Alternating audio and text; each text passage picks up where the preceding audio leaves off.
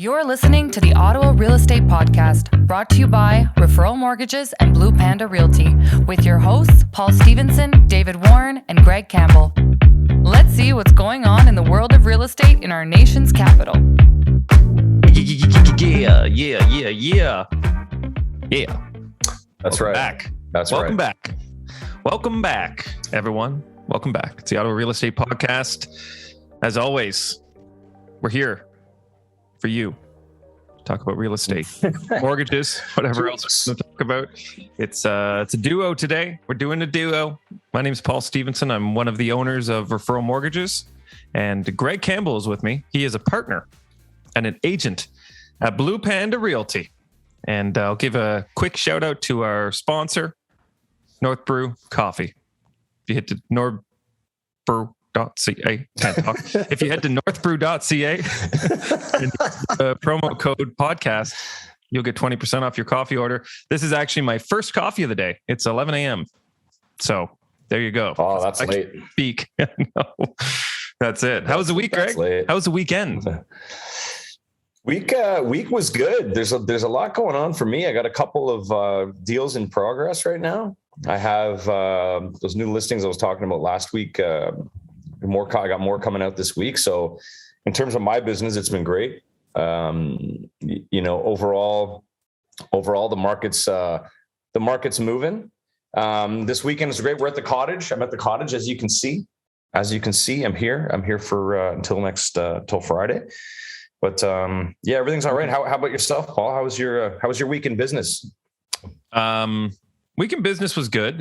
Last week was very hectic. We got a lot of moving parts right now with the business, which is good, but it requires a lot of attention, and time is money. Energy is the only thing we got. You know what I mean? It's a lot of focus going into it. So long days, long nights.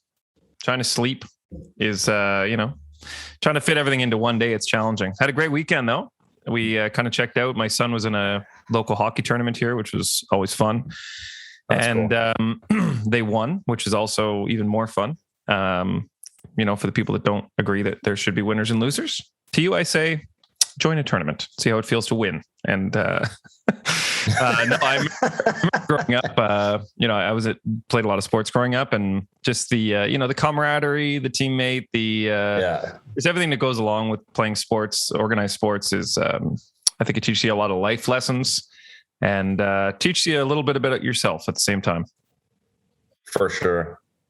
That's great. And yeah, you guys, last week you were busy because you started your school platform.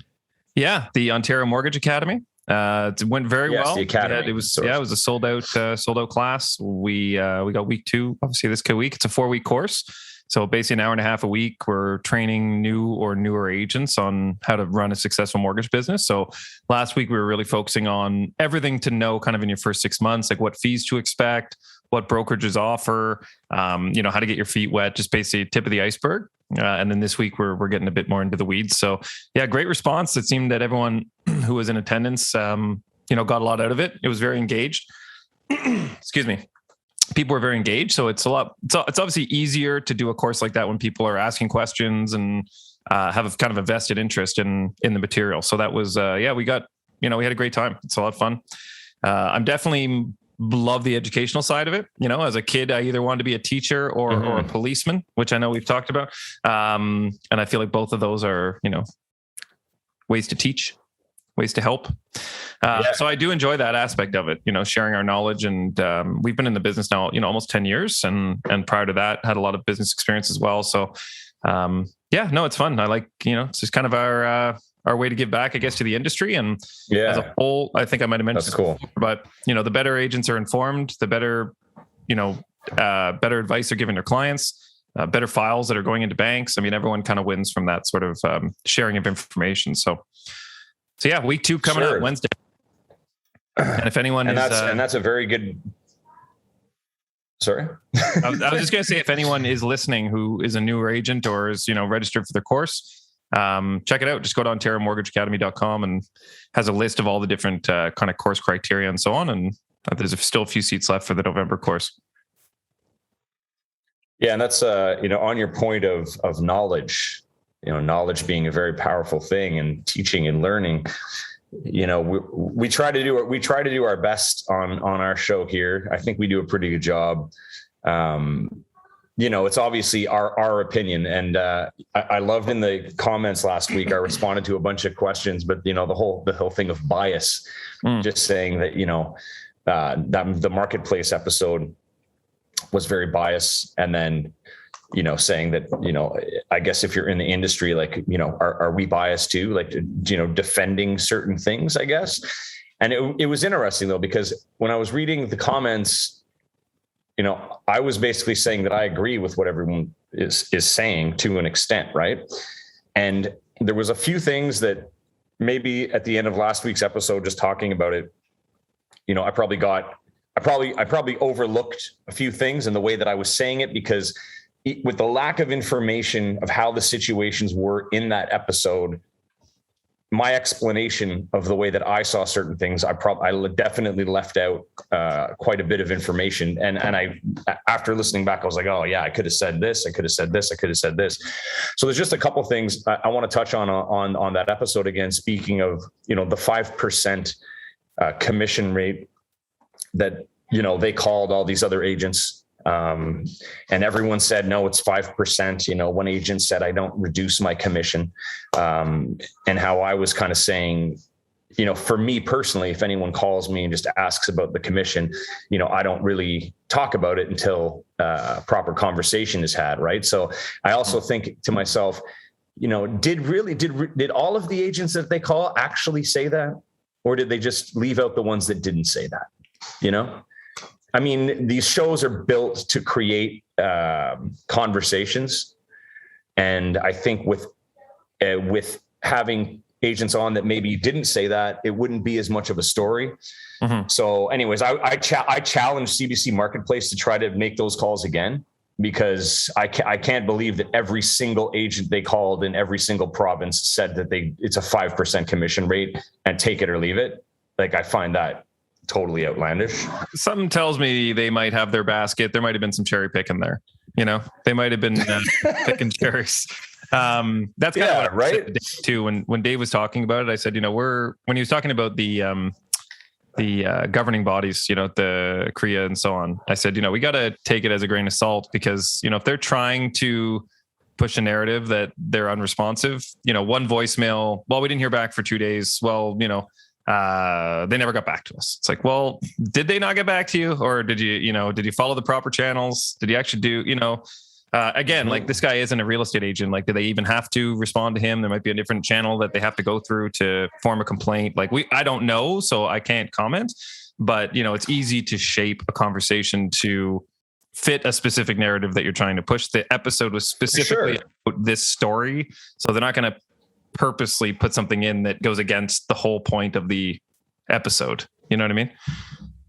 That's my opinion. Yeah. Maybe I'm biased.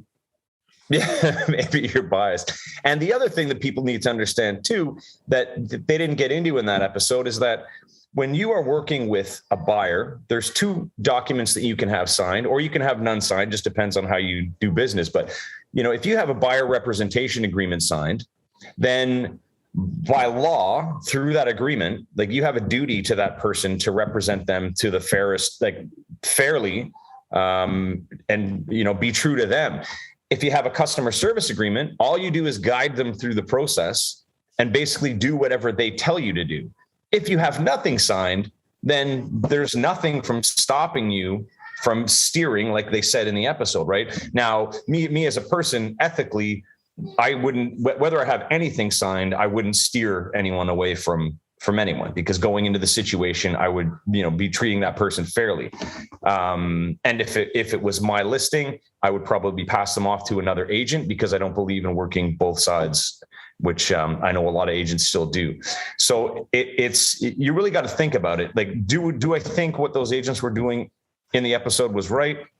No, but it could be that they operate under the rule of, if I don't have an agreement signed with anyone, then I'm just going to do whatever I feel is right for me at the time, So I know a lot of agents will essentially make clients sign that document on the first visit, like kind of like, here, we're working together, sign this paper. I'm not basically going to have a further conversation with you. And then others will go much further along in the process. And prior to submitting an offer, say, okay, well, we're going to put some pen to paper and agree to work together. So you're basically saying, just to make it crystal clear for everyone listening, if someone doesn't have that agent agreement signed, then legally the agent could technically steer them without any repercussions. I'm not saying that's ethically correct, but you're saying given the rules, if they don't have an agreement signed, they can do that. Because, like, you know, those agents, in some respects, it's like if anyone just called, like if those people just called that agent and the agent said, sure, I'll take you out to see the house. No matter what the agent does, there's not really much that can happen other than them looking bad and making the brokerage look bad. But legally, if there's nothing signed, and I mean, we don't know, they don't talk about that, right? Right. So what does that look like? So that's another thing that I think was kind of left out and magically forgotten about, you know, just to make the scenario look as bad as it possibly could. And the other thing was, you know, that woman listed her house. You know, Marketplace did suggest that they made some calls and the agents said that the home was overpriced. Maybe it was. You know, I didn't, I reached out to someone in Toronto asking about that property in particular, but I didn't hear back. And, you know, well, I'm sure I'll get to that at some point. But the other comment was, it's Toronto, it was spring. It's like that house could have been overpriced. And then when it did sell in 3 months, it could have been worth. Yeah. You mentioned in the last episode, I thought that was a very accurate, like understanding of the market, right? In 3 months, I mean, the property could have easily gone up 150 to 200 grand, just given where the market was in the spring. And that seems very plausible. For yourself, Greg, like if you have a new client that's calling you like that, if someone called you out of the blue and said, I want to go look at 123 Main Street, what kind of questions are you asking them to vet? Like, are you working with someone else right now? Have you been to any other properties with any other agents? Because, you know, for them to call 3 different agents who are willing to show them properties, like you said, without any real relationship built, that's probably going to be a special type or like a specific type of agent, correct? That would do that without any kind of due diligence? It's, you know, what I do is when I send out an email, like if it's an email, if I get an email asking about a property, they want to see it. A lot of the times, you know, I'm pretty lucky. A lot of my business is past client referral base, but if I get somebody who I saw your listing or I got your name, I found you online, are you able to help? Then if that's what it is, I'm like, are you pre-approved for a mortgage? Are you currently under contract with another realtor? Have you bought and sold real estate in the past? Are you renting or are you renting a house? As sometimes I might add in something like, are you familiar with the buyer representation agreement? And, you know, they just answer those questions. And based on that, I have a follow-up and then just decide, you know, how I want to approach it. And, you know, when you speak with someone, I think when you've been doing it as long as we have, you know, when you get on that call, you kind of have a sense of where they're going, and how they're going to be and whether you think you're going to get along with them or not. And I said it before too. It's like, I said, you know, we'll meet up, and I'll be glad to show you the house. Thanks for answering those questions. If we feel that we're a good fit after that and you want to move forward and work together, we'll talk about that then. Mm-hmm. That's it. You know, we will sometimes run into that as well. Sorry, go ahead.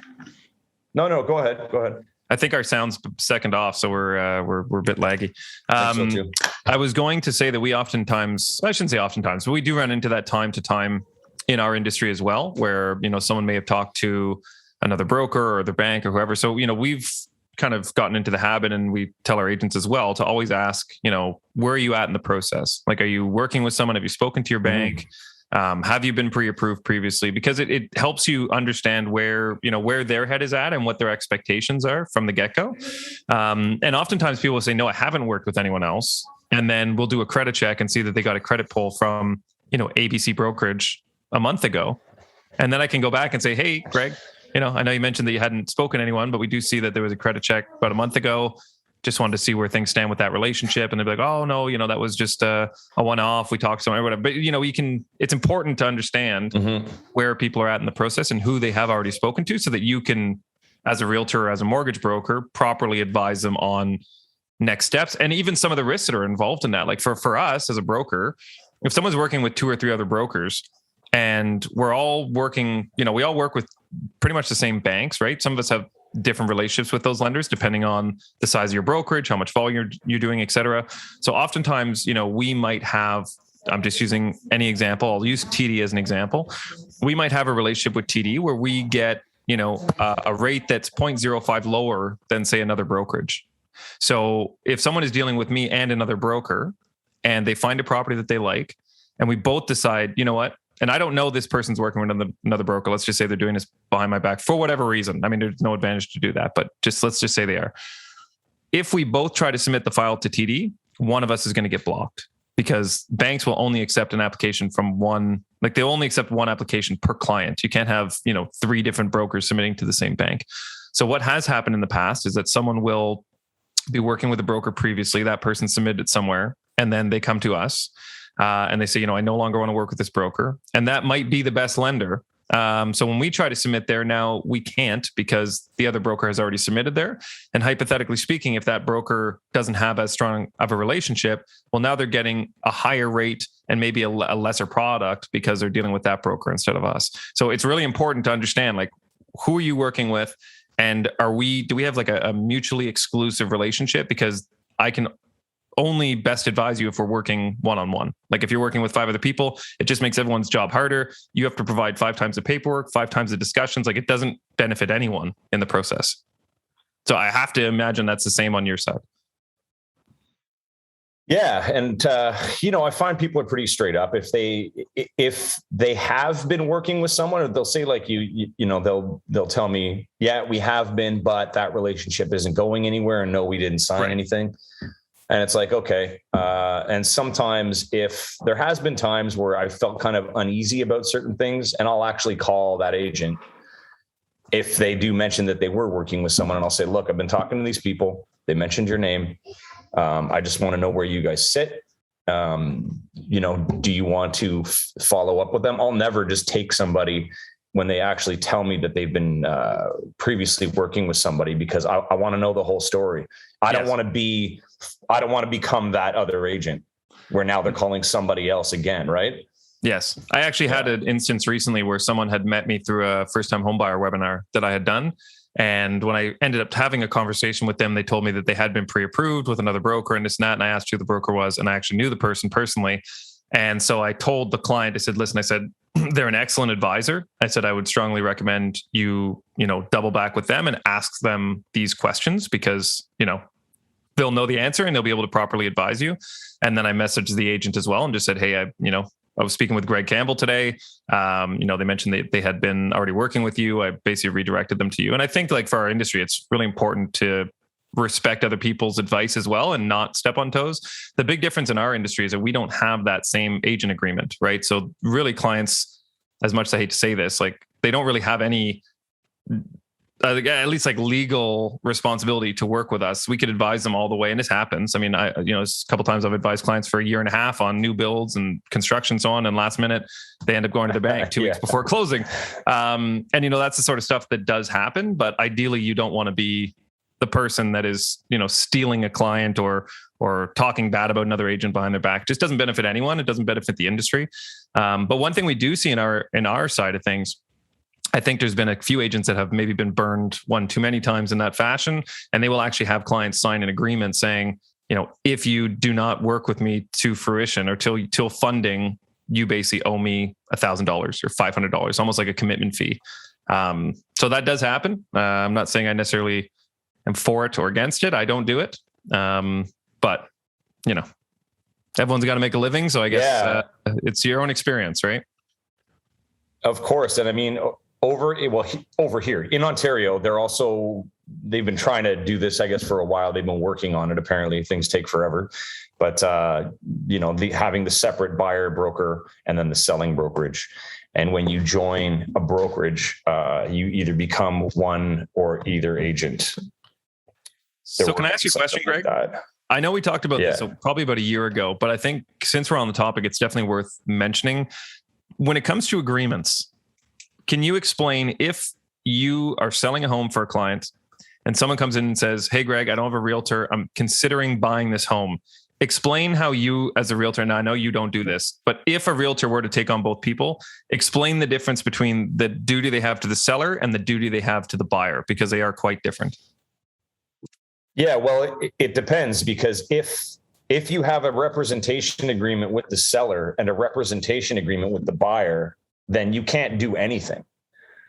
Then you're setting yourself up for a disaster, because legally, according to the terms of the Ontario Real Estate Association and RICO, you basically can't say anything to either party.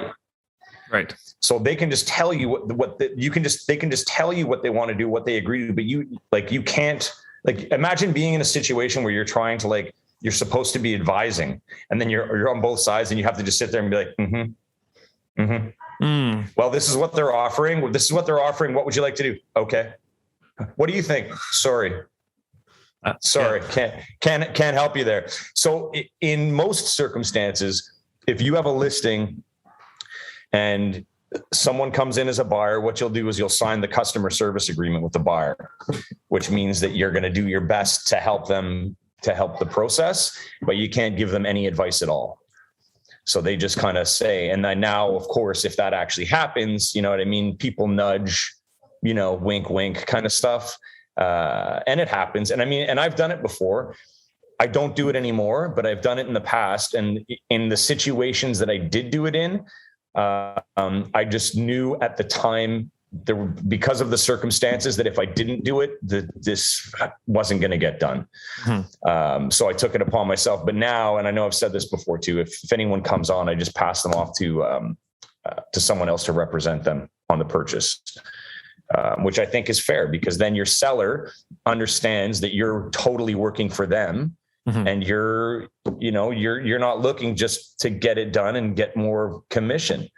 At least, that's how I operate.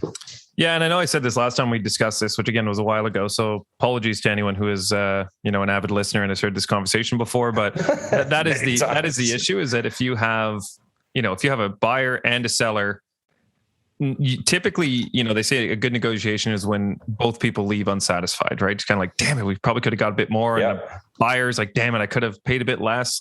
But in the situation where the person in the middle has a direct benefit of selling the home, one of those two people, either the buyer or the seller, is going to come out on the short end, right? Like the real estate agent's always going to win. Yeah. And either the buyer or the seller is going to win, which means that either the buyer or the seller is going to lose. There's no way that everyone can be happy, I don't think, in that situation. No, and it's tough. Like there was 2 times this year where I actually had buyers that I took through my listing because it was exactly what they were looking for, but neither of those deals went through, and I was super thankful. But going into it, I told the buyer, I said, look, I've been working with you guys for a bit. We're going to go see my listing. If for whatever reason you guys want it, I'm going to have to refer you to somebody else to represent you. And I explained to them, I'm like, it's not what I want to do. I go, but in this scenario, I have a seller agreement for this property, and I have to put them before you, because that's because the selling product is one product, and a buyer can have multiple options, right? So in that scenario, if I'm working with a seller and a buyer, I would put my allegiance towards the seller first, and pass the buyer off to a colleague to fairly represent them.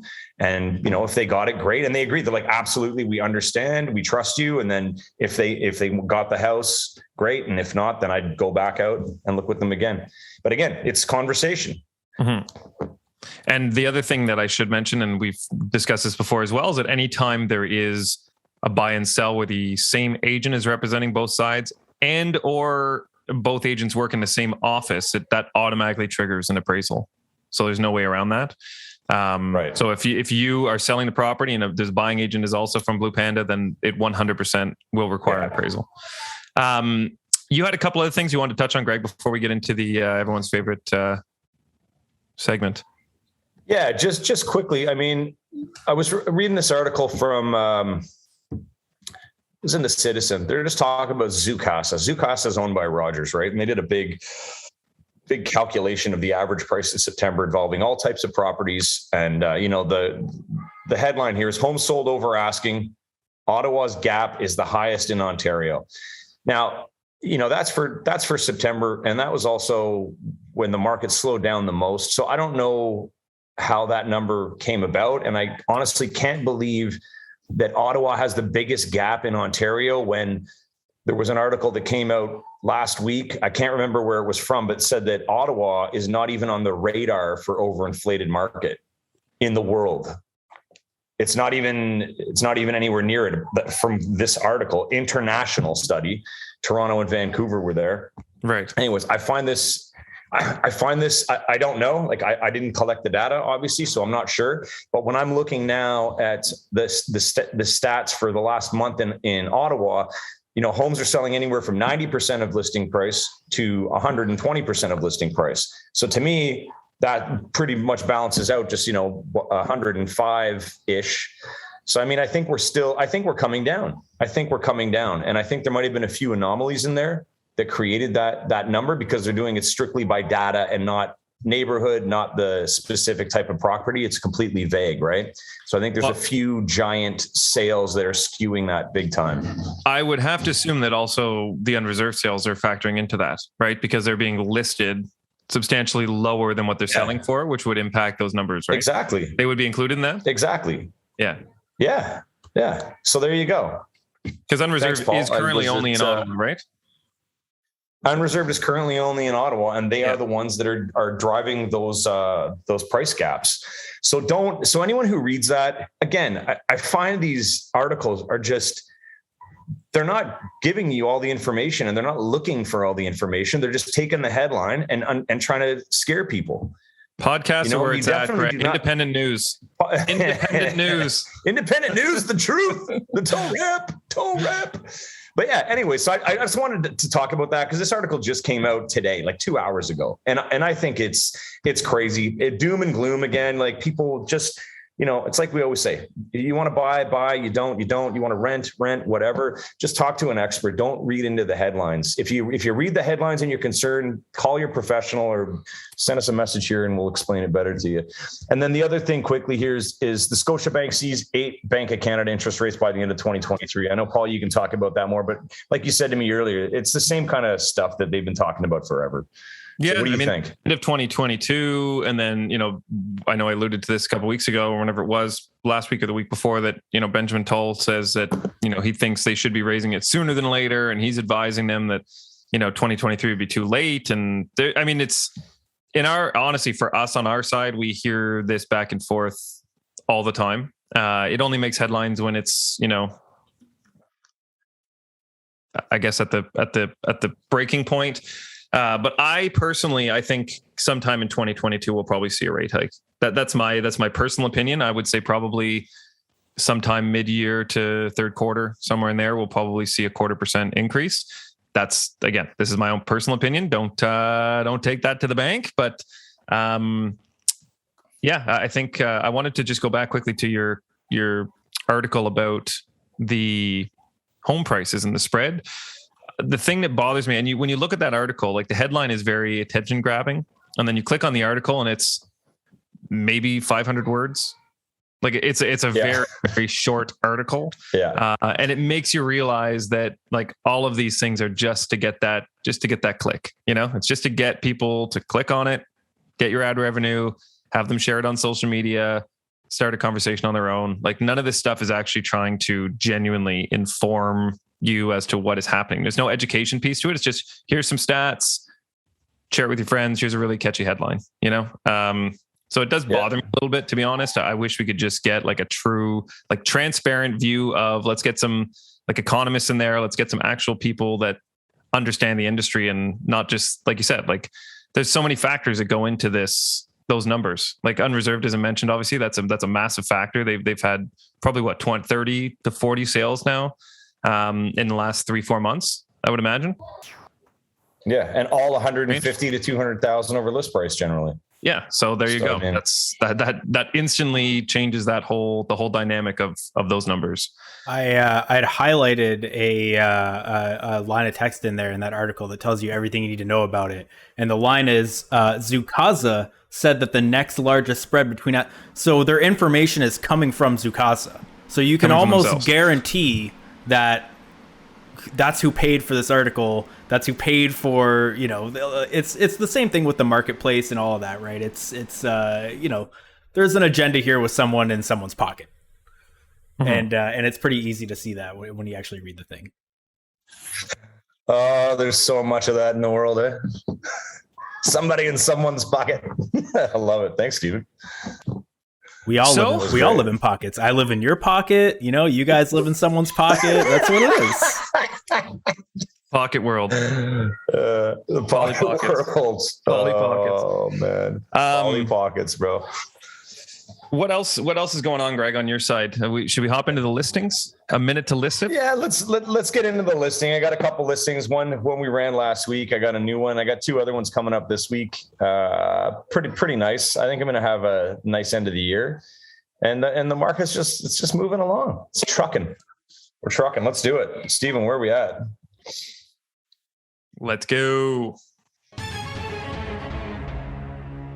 Welcome to 2278 Descartes Street in Orleans. Are you looking for a 3-bedroom row home in Orleans, but always finding it a challenge to get the right home on the right lot? Well, this may be the home for you. This Cardell-built Briarwood model on Descartes gives you a great interior space from top to bottom, as well as the extra exterior space you're looking for. Bright and spacious with 9-foot ceilings and hardwood throughout the main level, upgraded tile flooring in the foyer, and a 2-piece bath. Open concept kitchen island, granite countertops, and breakfast bar. The space is ideal for entertaining. Upstairs, you'll find a fabulous master bedroom with walk-in closet and large master bathroom, including a double sink for your convenience. The secondary bedrooms are a great size for a growing family, and the laundry is just down the hall. The fully finished basement is super cozy for a night in with its rich dark color. Out back, you'll find a huge 2-tier PVC deck, gazebo setup, and storage shed. The perfect space for summer barbecues. Come and see what this home has to offer. Steps away from parks, schools, transit, and the Francois Dupuis Community Center. Woo! Wow. Perfect timing, sir. Well done. To the second. Can't hear you, Greg. Even with a couple fumbles there. Yeah, I know. You dropped the ball a few times and you still got the touchdown. Well done. Yeah, that's good. Let's do it. Number two. Give me 1 second. Number 2.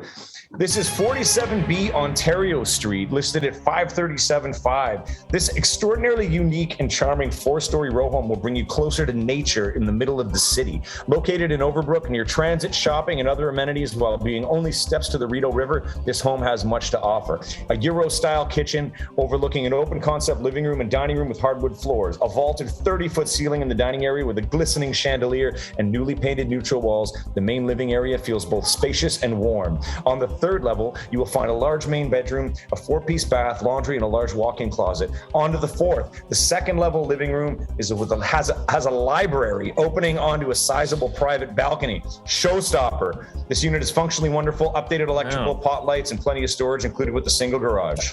More than that, it's a unique layout, hardwood floors, bright skylight for your personal touch. Act quickly. 4 stories? Well, it's like the 4-story. It's really unique. So 4 stories in the sense that I like that. You walk in, you drive in, you walk in, you go right up. The videos kind of, they're actually going to redo some clips of that because it could be a little bit better done. And then the main level, you come in, it's your kitchen, dining room with these crazy ceilings in a living space, and then upstairs you've got in the one spot, and then you go up, you've got a bathroom, a huge walk-in closet. You walk down the open hallway into your bedroom, and then you go upstairs again, and you can use it either as a bedroom or a loft up onto a balcony. It's super unique. The builders, I can't even remember the builder's name, like Rotterdam.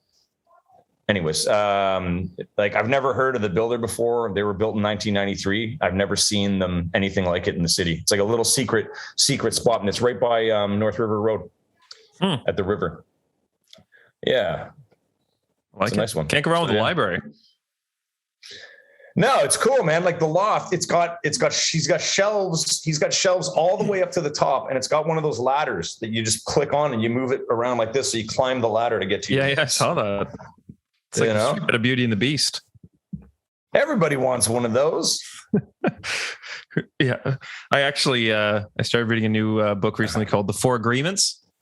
I'll share them with you quickly, Greg. I feel like they're beneficial to all. Number one is to be impeccable with your word. It's number one.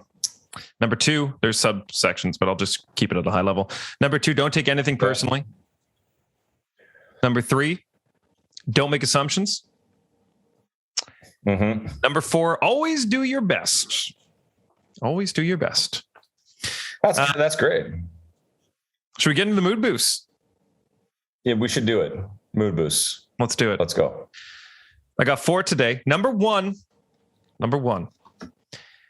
You really shouldn't be intimidated by advanced math. It's easy as pie. Oh, yeah. For all those 3.14s out there. Number 2. I just found out that I'm colorblind. The news came completely out of the green.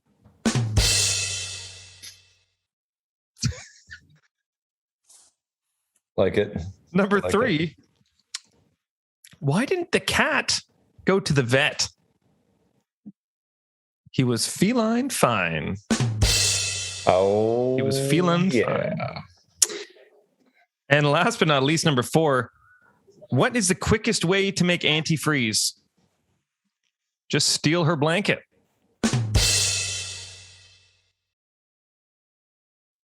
I liked all those.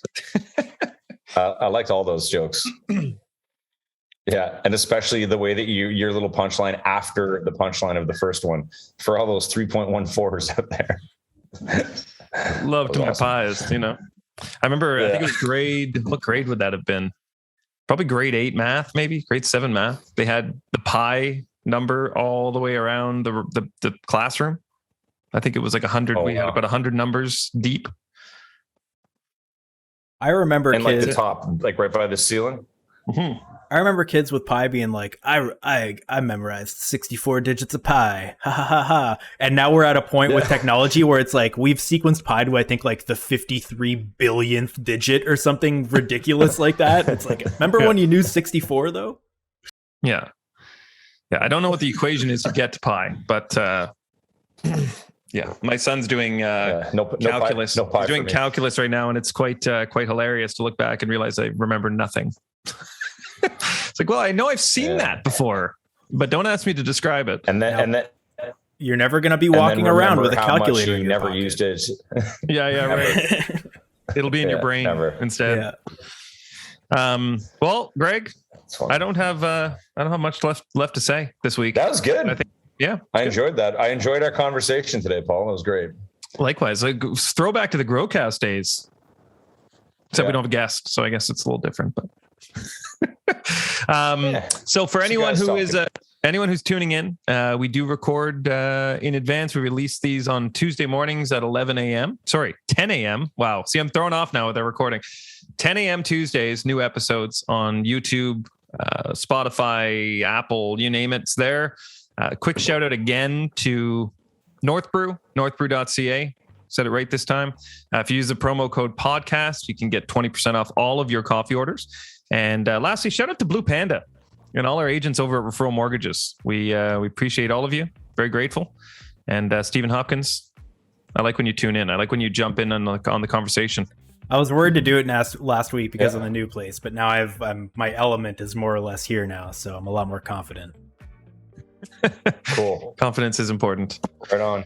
Great, everyone. Well, we will see you next week. And as always, if you have any questions, any comments, any topics, fire them our way through social media or email, however you want to get to us, and we'll make sure to chat about it on the show. Otherwise, we'll see you next week. Gregory, much love, brother. Yeah. Peace.